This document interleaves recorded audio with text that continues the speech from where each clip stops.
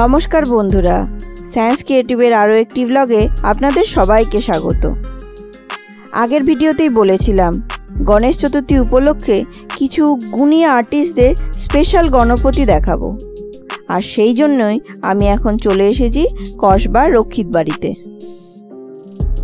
2024-এ গণেশ পুজো পরিক্রমা শুরু করছি একটি বাড়ির পুজোর থেকে।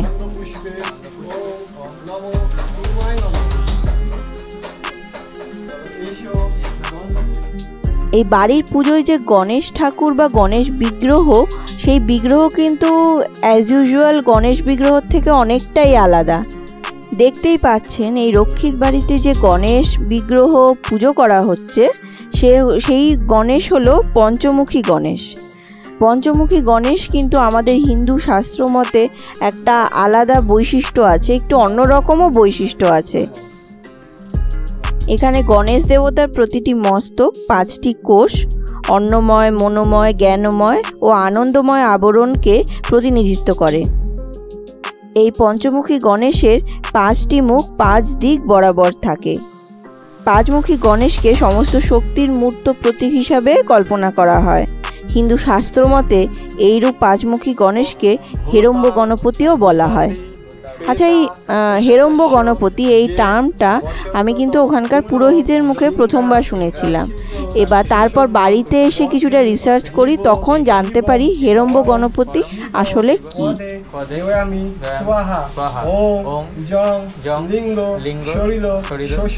হেরম্ব গণপতি কিন্তু নর্মাল যে গণেশ পুজো হয় তার থেকে অনেকটাই আলাদা। এবার আপনাদের জানিয়ে রাখি যে হেরম্ব গণপতি আসলে কি। ব্রহ্মবৈবর্ত পুরাণ গ্রন্থে হেরম্ব শব্দটির অর্থ ব্যাখ্যা করা হয়েছে। হে অক্ষরের মাধ্যমে অসহায়তা বা দুর্বলতা বোঝায় এবং রম্ব শব্দটির মাধ্যমে দুর্বলকে রক্ষা করা ও তাদের ক্ষতির হাত থেকে রক্ষা করাকে বোঝায়। অর্থাৎ হেরম্ব শব্দের মূল অর্থ দুর্বলের রক্ষাকর্তা।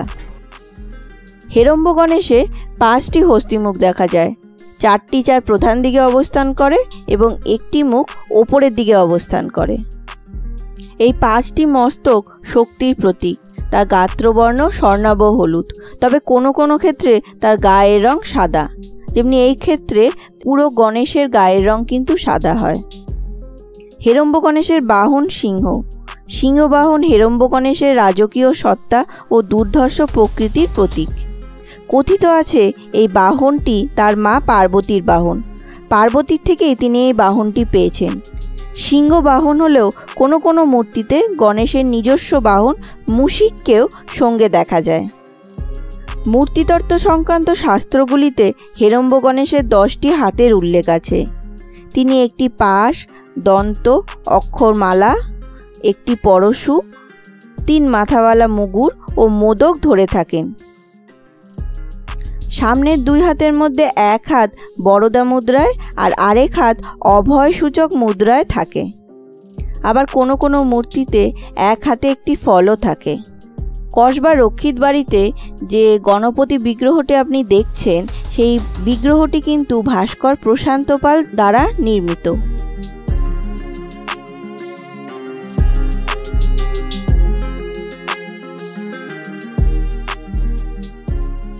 গন্ধপুষ্প ওম গঙ্গাদি তীর্থেভ্যয় নমঃ। এবার এই আঙুলটা ঠেকাবে, নখ ঠেকাবে না, চল আমি যা বলি সেটা বলবে। বলো নমো গঙ্গে চ যমুনে চৈব গোদাবরী সরস্বতী নর্মদে সিন্ধু কাবেরী জলহস্মিন সন্নিধৌ কুরু। আমি যখন এই রক্ষিত বাড়িতে গিয়েছিলাম তখন সকাল 11টা-12টার কাছাকাছি বেজে গেছে, আর তখন পুজো চলছিল।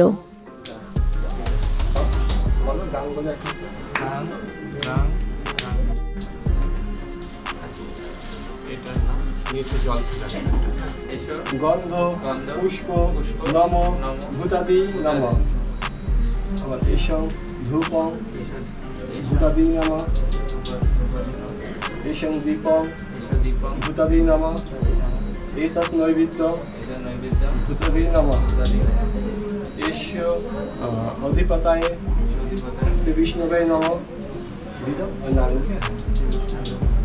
এতৎ সম্প্রদায়নে নমো ভূতাদায় নমঃ। এখন আমি কসবা রক্ষিত বাড়ির থেকে বেরিয়ে এসে এখন বোসপুকুর শীতলা মন্দিরের দিকে যাচ্ছি। সেখানে বাস স্ট্যান্ডে আরেকটি গণেশ পুজো হচ্ছে দেখতে পাচ্ছি, তাই দাঁড়িয়ে পড়েছি। খুব সুন্দর বিগ্রহ, ছোটোর উপর ছিমছামের ওপর খুব সুন্দর পুজো। এগুলো হলো পাড়ার পুজো, আমার আপনাদের পুজো। খুব একটা আতিশয্য বা অনুষ্ঠান বা প্যান্ডেলের চাকচিক্য বা থিমের পুজো হয়তো নয়, ভক্তি, নিজস্ব একটা হোমলি ফিলিং। কিছু কিছু পূজাতে থাকে না যে খুব আপন করে নেওয়া হয় প্রত্যেকটা পুজোর রিচুয়ালগুলোকে, যেগুলো আমরা নিজেদের মতন করে করতে পারি, নিজেদের ভক্তিভাবের সঙ্গে ভালোভাবে করতে পারি। এই সমস্ত পুজোগুলোতে সেই ছাপ স্পষ্ট থাকে।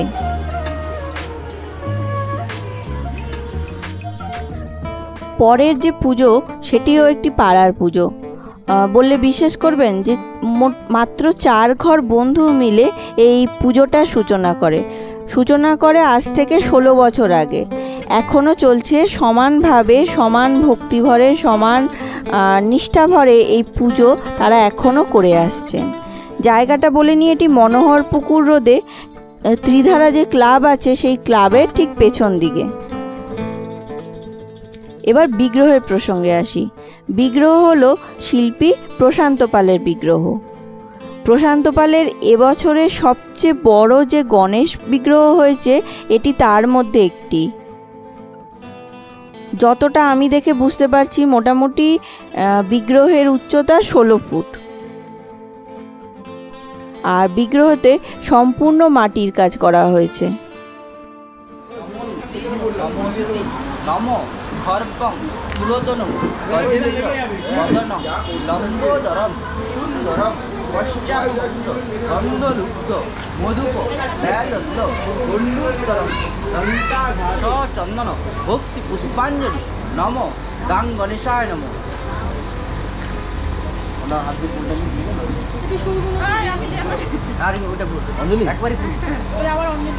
নম গাং গণেশায়, আমি যে সময় গিয়েছিলাম তখন যজ্ঞের তোড়জোড় চলছে, 12টা বেজে গেছে। এইবারের গণেশ পুজোয় রাহুকাল পড়েছিল 12:30 অবধি, 9:30 থেকে মোটামুটি 12:30 অবধি রাহুকাল পড়েছিল। তাই সেই সময় পূজা, যজ্ঞ, আরতি কিচ্ছু হওয়ার ছিল না।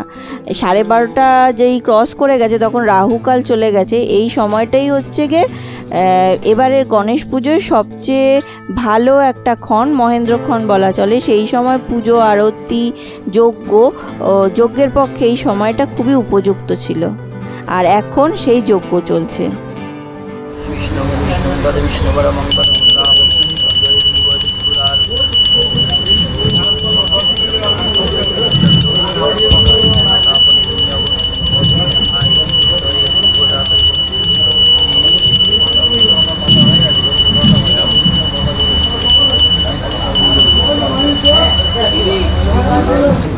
नाम अपना यागच्छ यागच्छ यागच्छ यदिष्ट यदिष्ट यदिष्ट यदनत्रा इष्टं मोक्ष्य ज्ञानं।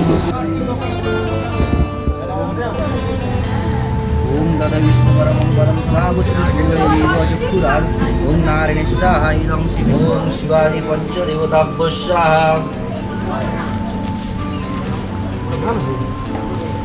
महालक्ष्मी स्वाहा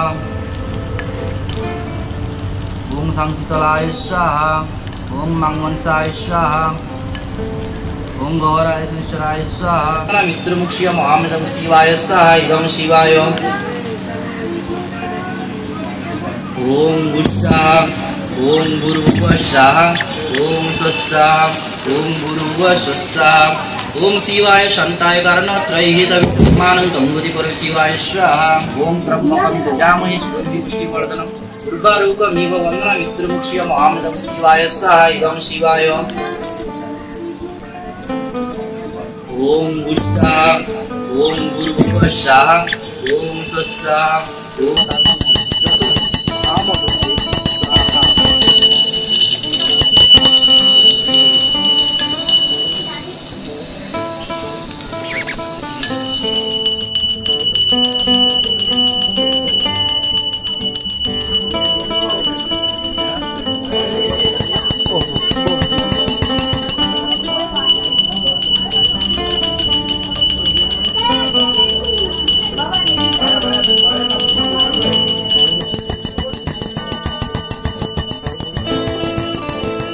মশাই এখন পুজো করছেন, আর সেই ফাঁকে প্যান্ডেলটা একটু ছোট্ট করে দেখিয়ে নিই আপনাদের। প্যান্ডেলটা তেমন কিছু নয়, তবে একটা ছোট্ট সরু গলির ভিতরে কয়েক ঘর বন্ধু মিলে, পাড়া প্রতিবেশী মিলে এই পুজোটা, এবারে গণেশ পুজোটা 2024 গণেশ পুজোটা করছে। এনাদের কাছ থেকে আমি পরে ইন্টারভিউ নিয়েছিলাম, এনাদের সঙ্গে কথা বলেছিলাম। যতটুকু জানতে পেরেছিলাম, এখানে কেউ চাঁদা তুলে, যে পাড়ার সবার চাঁদা তুলে গণেশ পুজো করা হচ্ছে সেটা কিন্তু হয় না। ওই যে প্রথমে বলেছিলাম যে 4 ঘর বন্ধু মিলে এই পুজোটা করেছে, তারাই এই পুজোর জন্য নিজেদের সামর্থ্য মতন টাকা তুলে গণেশ পুজো এবারে তারা করছেন। এবারে না, 16 বছর ধরে এইরকমভাবেই করে আসছেন, আর এবারেও তার কিছু অন্যথা হয়নি। এবার যজ্ঞের আগুনে দুধ পড়ে গেল, মানে যজ্ঞ হলো সমাপ্ত। আমি এখন আপনাদের একটু ক্লোজ ভিউ দেখানোর চেষ্টা করছি। ক্লোজ ভিউ দেখলে আপনারা দেখতে পাবেন শিল্পী খুব নিখুঁতভাবে এখানে গণপতি ঠাকুরের বিগ্রহটা রচনা করেছেন। কোনো ডিটেলিং উনি প্রথমত বাদ দেননি, আর যে সমস্ত ডিটেলিং এখানে অল ওভার আছে খুব সূক্ষ্ম, প্রচণ্ড সূক্ষ্ম। এই যে গলায় যে মুক্তোর মালা, হার, মুকুট, গণপতি ঠাকুরের যে সাজসজ্জা, খুব মাইনিউটলি এখানে করা হয়েছে, এবং রং তো অসাধারণ। এই গণেশ প্যান্ডেল থেকে আমি এখন বেরিয়ে যাচ্ছি পাশের গলিতে আর একটি পাড়ার পুজো হচ্ছে, সেটি শিবসেনা ক্লাব দ্বারা আয়োজিত করা হয়েছে। এই পুজোটিও 16 বছর ধরে হয়ে যাচ্ছে।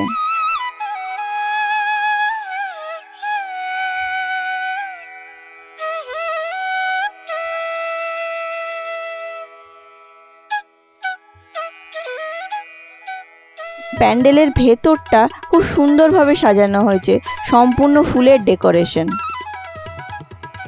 আর তার মধ্যখানে গণপতি বাপ্পা বসে আছেন।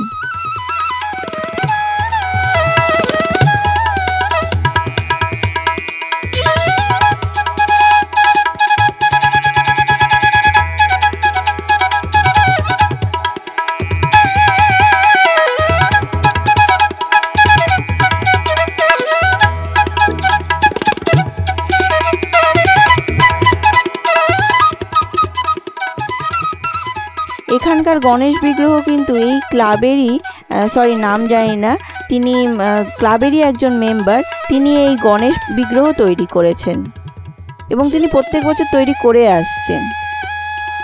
এই গণেশ বিগ্রহ কিন্তু একটু আলাদা আছে, দেখেই বুঝতে পারছেন গণেশ বিগ্রহ কিন্তু সম্পূর্ণ বর্ণ হচ্ছে কালো কালার।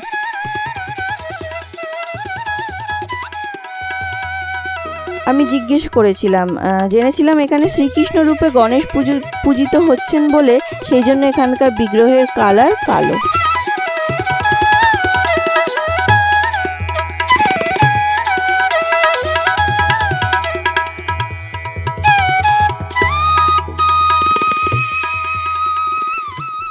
বিগ্রহকে আমি আরও ক্লোজ ভিউ থেকে দেখানোর চেষ্টা করছি।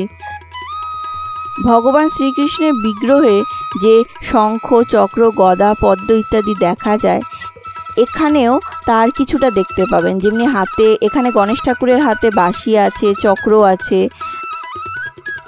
এখানে গণপতিকে কৃষ্ণরূপে পূজা করা হচ্ছে বলে এই সাদৃশ্য, কৃষ্ণ ঠাকুরের সঙ্গে যে সাদৃশ্য, সেটাকে মেনটেন করা হয়েছে।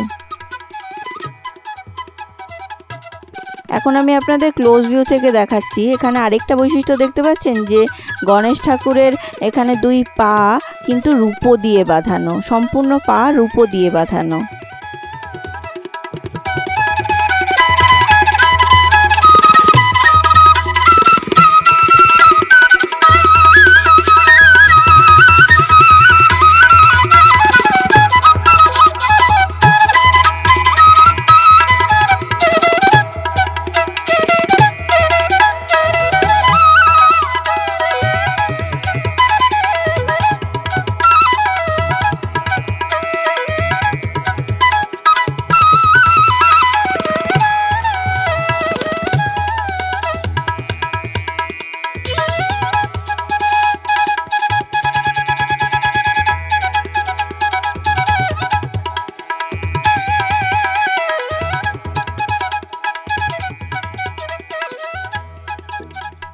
আমি আমার এইবারের ব্লগে কিছু ছোট বাড়ির পুজোর থেকে শুরু করে পাড়ার ছোট ছোট কিছু পুজোকে আপনাদের সামনে তুলে ধরার চেষ্টা করেছি।